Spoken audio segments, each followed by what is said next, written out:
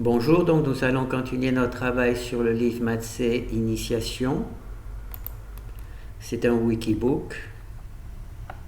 Alors on travaille dans l'analyse 1, les fonctions vectorielles. Calculer la courbure d'une fonction vectorielle en 3D.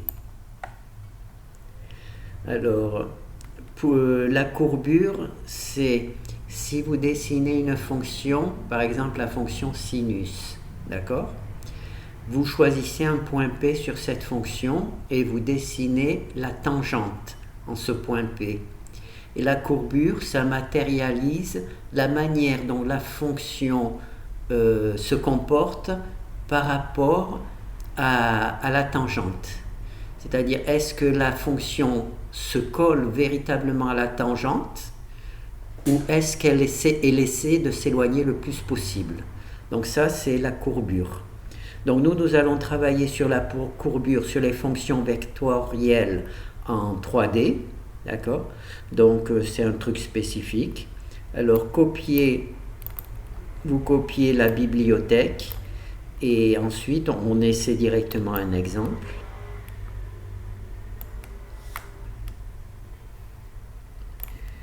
Alors le premier exemple,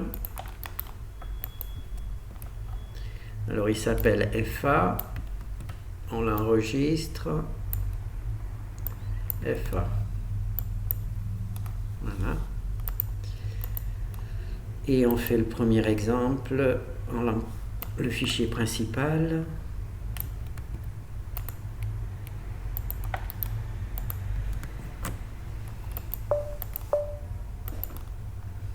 Alors, ce travail est spécifique pour les fonctions vectorielles avec 3 composants dans R3.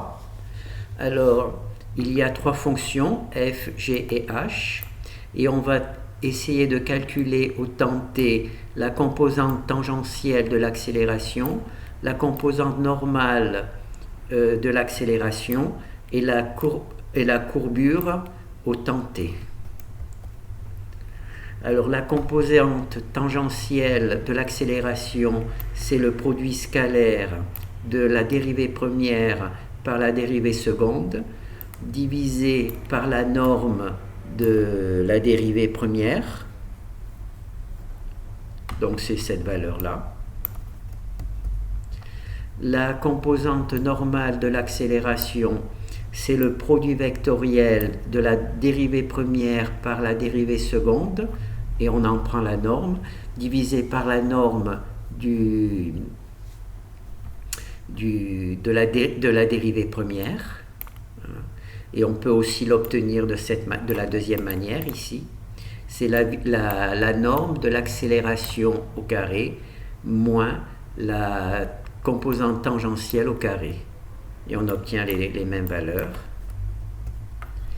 Et la courbure, alors ça ressemble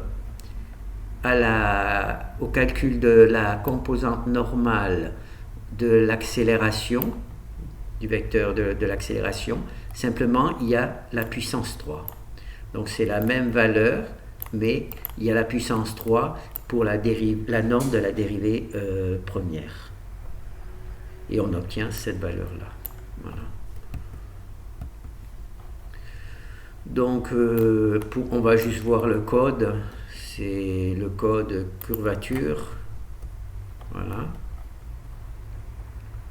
Alors, on prend la norme du produit vectoriel de la vitesse par l'accélération. Donc, ça, c'est...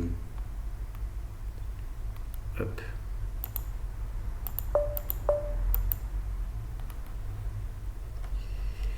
Alors, c'est là. Voilà. Alors, on va revoir ça. C'est ici. Donc, alors, on prend la norme du produit vectoriel de la vitesse par l'accélération.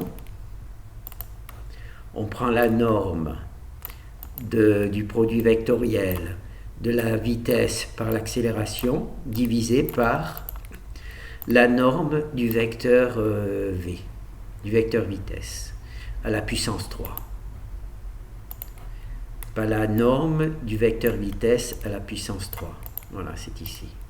Voilà, c'est tout simple. Donc on va voir le deuxième exemple. Alors il travaille sur la même fonction. Simplement on va faire un petit tableau pour voir comment les choses évoluent.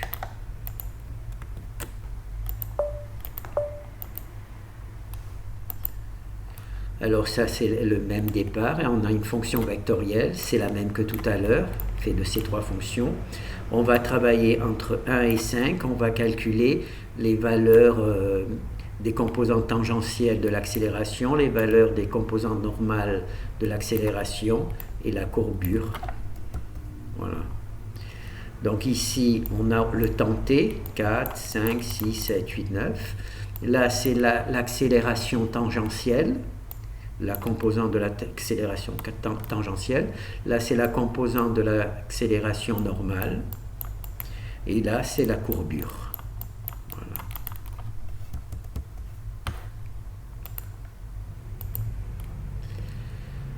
Hop là. Alors, on va faire le deuxième exemple. Donc, il va y avoir une deuxième type de fonction.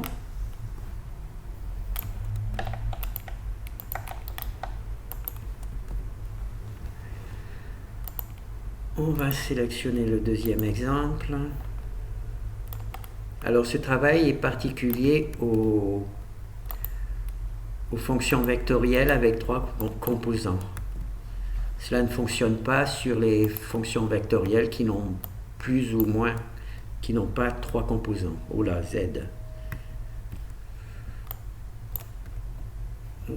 Eh bien, je me fais tromper à tous les coups. Enregistrer sous.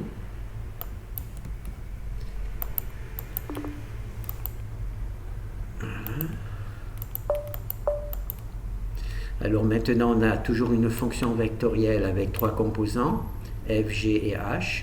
Là, ce sont des valeurs, des fonctions différentes. On va travailler au point 1. On va calculer la composante tangentielle de l'accélération au temps t, la composante normale de l'accélération au temps t et la courbure au temps t.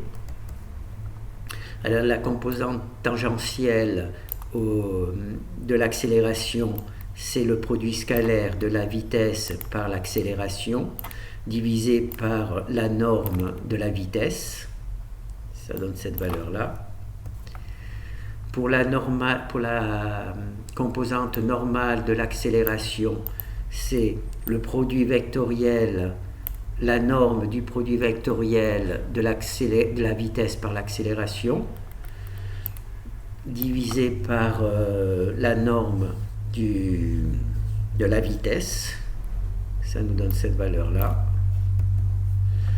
Et pour la courbure, donc on prend la norme du produit vectoriel de la vitesse par l'accélération, on divise tout ça par la norme de la vitesse au cube, par la norme de la vitesse au cube, et on obtient notre valeur. Voilà.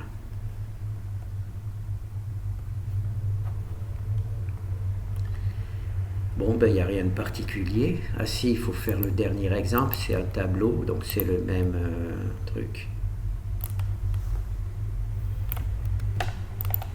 Donc il suffit de connaître les équations et puis on les applique. Donc ça, c'est notre fonction vectorielle. Composante tangente, la composante tangentielle de l'accélération, composante normale et la courbure. Voilà. Alors il y a t, là il y a la composante tangentielle du vecteur. Composante tangentielle, oh ben je ne l'ai plus, tant pis. Là c'est la composante normale. Et ici c'est la courbure. Donc la courbure, c'est la norme du produit vectoriel de la vitesse par l'accélération, la vitesse r', l'accélération r seconde, 1, 2, 3, est divisée par la norme à la puissance 3, la norme de la vitesse à la puissance 3. Voilà. Donc on va revoir le code.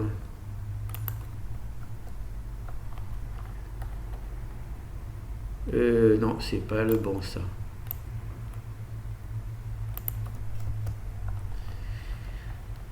Voilà.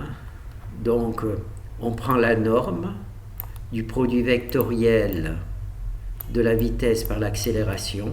Voilà la norme du produit vectoriel de la vitesse par l'accélération divisé par la puissance 3 de la norme de la vitesse. Voilà. Donc c'est la partie mathématique qui est juste traduite en langage C. Et pour avoir la vitesse, on prend la dérivée première pour la fonction f, la dérivée première pour la fonction g, la dérivée première pour la fonction h. Là, on obtient le vecteur vitesse. Et pour l'accélération, on prend la dérivée seconde de la fonction f, la dérivée seconde de la fonction g, la dérivée seconde de la fonction h, et ça nous donne le vecteur accélération. Voilà. Bon, ben, on a fait le tour. Hein. Alors, il y a... Là, ce sont des cas particuliers. Hein. On travaille avec un vecteur de R3. Si on travaille, on peut aussi calculer la courbure pour les fonctions f de x. Et je ne sais pas si on le verra, mais c'est des équations différentes. Je verrai si j'arrive à travailler dessus. Bon, ben merci. Hein. Donc on a vu rien de particulier. Voilà. C'est calculer la courbure d'une fonction vectorielle en 3D. Merci.